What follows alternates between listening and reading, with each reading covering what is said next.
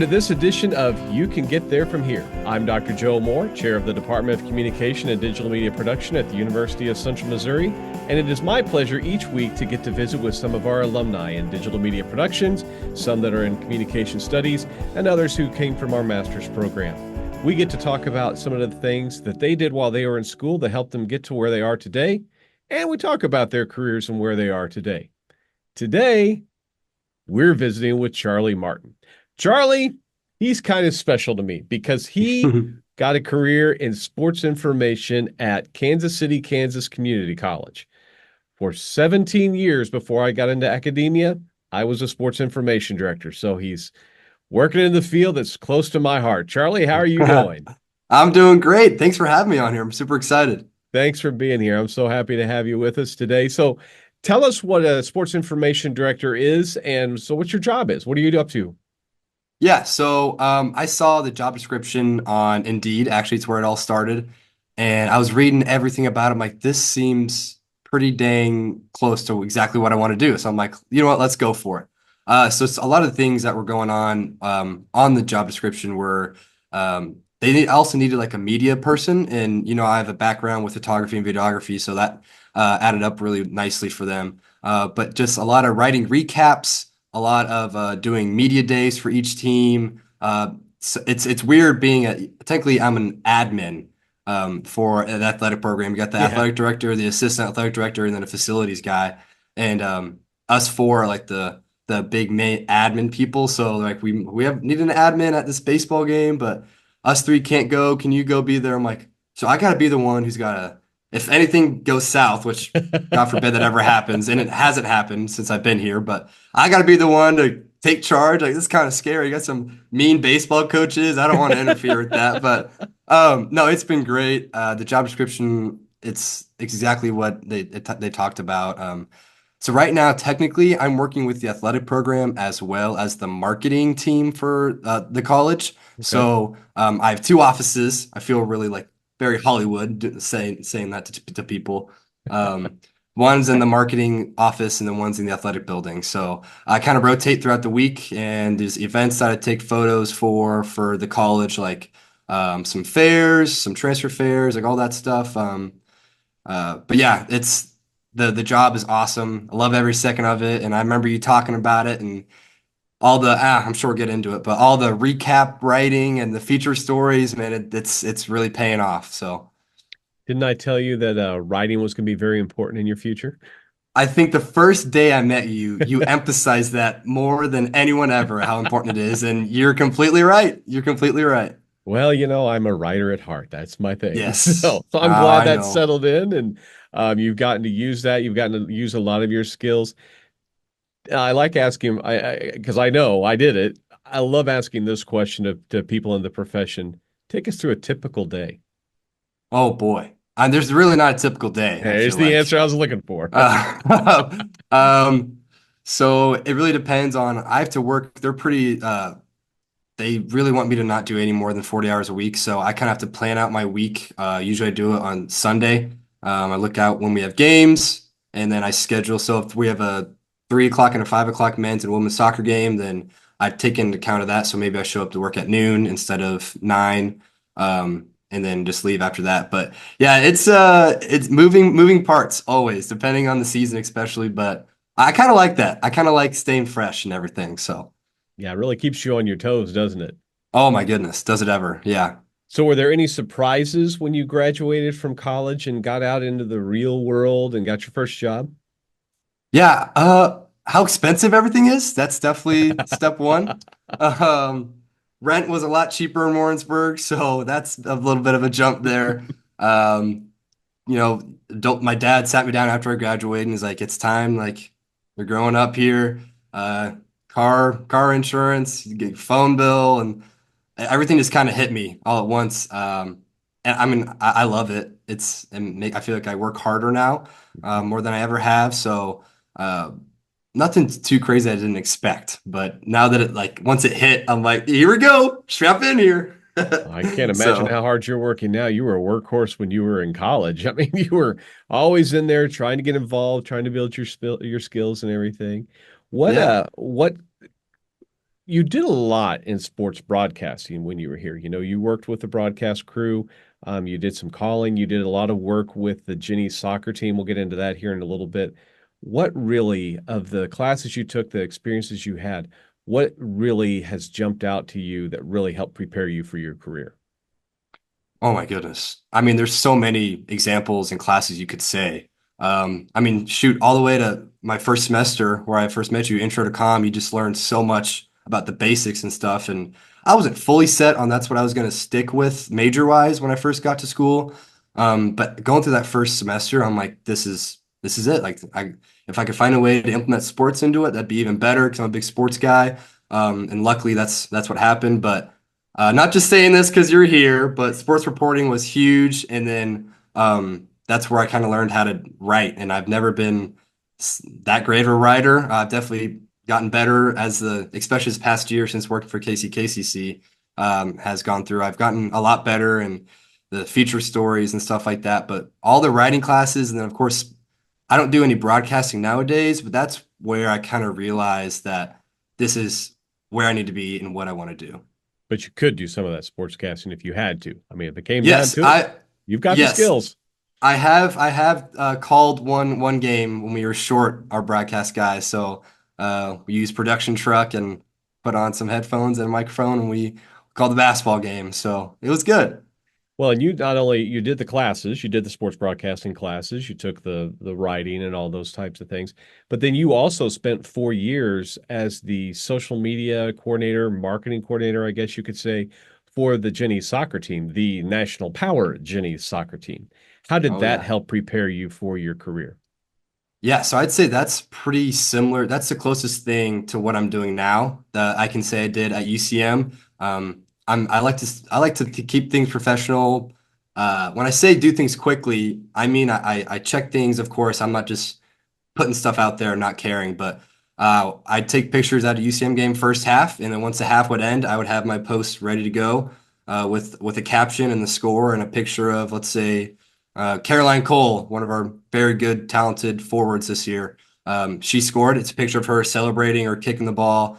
Right as zeros hit at first half, I hit send, and it's out there. All the people in the crowd, people at home, they get that live feeling, and that's really what I like to do nowadays too. With what I'm doing, I make graphics for all seven of our teams. So right as a final score buzzer hits, then post and just live scoring updates. I think it's huge. So it's a lot. UCM soccer was a blessing for sure.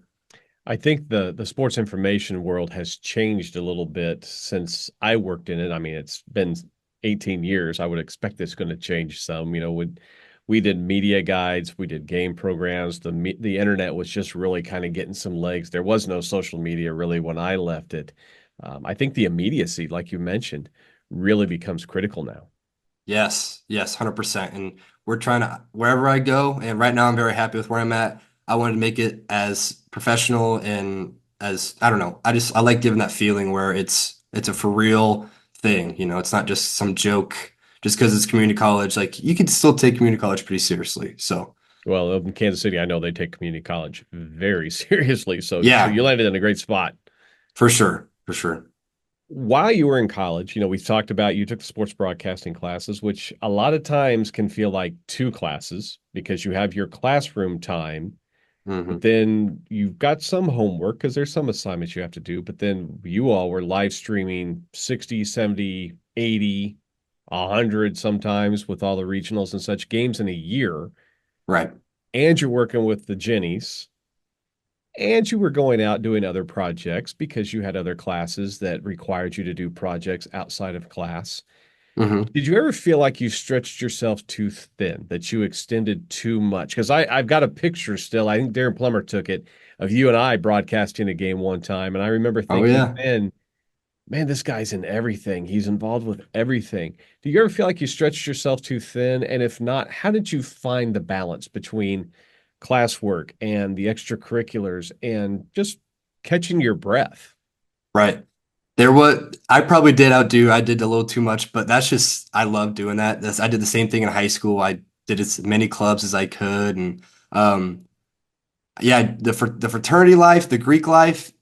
major in UCM soccer, it was a lot. And there's usually something every single night that I had to go to, if not day, or I travel with the team on weekends too. So there really wasn't like a lot of downtime. But in my mind, that's what summer's for. You know, when you're in school, like I try to do maximum things that I could possibly do, get my hands on things. I think I've come a long way in every aspect, DMP/communication wise. So I probably did stretch myself a little thin, but I just that's just what I do. It's second nature to me to stay busy and have things scheduled. And I don't know. I like doing things. I like staying busy. So that's kind of just been a part of my life for as long as I can remember. So it wasn't too much for me, but when people ask me about those days, I'm like, it sounds like I'm doing a lot, which I was, but in the moment, I was just cruising. I was just cruising. So I think for creatives, that's kind of how it is we constantly want, our minds are constantly going. We're constantly thinking about how can I tell this story differently? How can I create this content yes, in a different way? And how can I get my hands in all the pies? My wife's constantly telling me, when you retire, you're going to go crazy because you're not going to have anything to do. You're going to be that's coming up with all these projects and that's stuff. exactly right. That is exactly right. So now that you're out, you did the digital media production, a lot of technical skills that are involved there. But there's also in the professional realm the what we call transferable skills or the soft skills, the teamwork, the interpersonal communication, the listening, all of that. What skills have you found now that you're out of college have really benefited you the most? That's a good one. So I'm a pretty social guy. I like to meet people. I like to make friends. So working in teams is huge. You have to be able to do that, especially with the stuff that we're in. Um, so nowadays, I get 18 and 19-year-olds for only 2 years. That's been the biggest change so far. You only hold on to your student athletes for 2 years, which stinks, but you're wishing the best when they move on and everything. But just being able to connect with them, um, they call me grandpa as a joke because I'm fresh out of school. I know they're messing with me.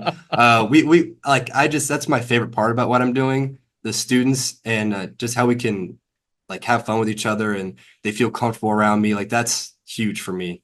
Um, so I think socially and still acting professionally, being able to communicate with the student athletes, um, I just learned to learn. Whoa, I learned how to work with teams at UCM and especially like sports broadcasting team. You got to be able to all work together as one big team. You know, if one person lets you down, it's the whole team letting you down. So um, there's a lot of things I took away for sure, but I would say like being able to work well in a environment with people you're surrounded with is massive. It's probably the biggest thing for sure. Yeah, that everything I learned about life, I learned in kindergarten. And one of those big ones was learning how to share and learning how to work and play well with others. So That's very true. I love that's a that. big I one. love That's a that. big one. That's a big Oh one. yeah. So, all right, before I let you go, I got two more questions for you, and this is where you get to put on your mentor hat. You get to Okay. take what you've learned and give a little advice. So, what would you say to a current UCM student? And then what kind of advice would you give, or what would you say to a student who's thinking about coming to UCM to study digital media production or communication? Okay. Wow. That's tough. That is you give me some good questions here. For a student right now, I would have to say if you're ever thinking about something and you're on the fence about it, just go do it. Just whether even if it's not DMP related, just go try it. That might find a way to connect DMP/communication wise. Um, I kind of had that go-getter attitude in school, and I don't regret it at all. I think it made me meet so many people, make connections like Andrew Mather, for example.